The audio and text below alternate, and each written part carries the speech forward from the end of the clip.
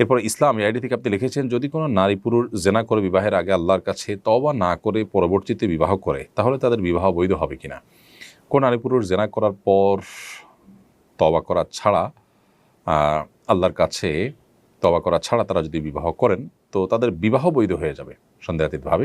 কিন্তু এই যে তওবা করলো না, সেজন্য তারা আগের গুনাহের জন্য আল্লাহর কাছে দায়ী থেকে যাবেন। সো তারা সে গুনাহের জন্য আল্লাহর কাছে তওবা করতে হবে, ইস্তেগফার করতে হবে, দায় মুক্তি আল্লাহর কাছে তারা আশা করতে হবে, কামনা করতে হবে। গুনাহটাকে যে কোনোভাবে আল্লাহর কাছ থেকে মাফ চেয়ে নিতে হবে, কিন্তু অ্যাট দ্য সেম টাইম তাদের যে বিয়েটা বিশুদ্ধ হয়ে যাবে।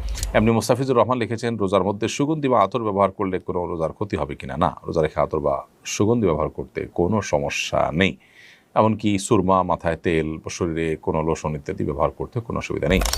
এমডি শুভ এফআইডি থেকে লিখেছেন, আমার প্রচণ্ড কোমর ব্যথা 2 বছর ধরে। কোমর ব্যথার কারণে আমি সাধারণভাবে বসে নামাজ পড়তে পারি না।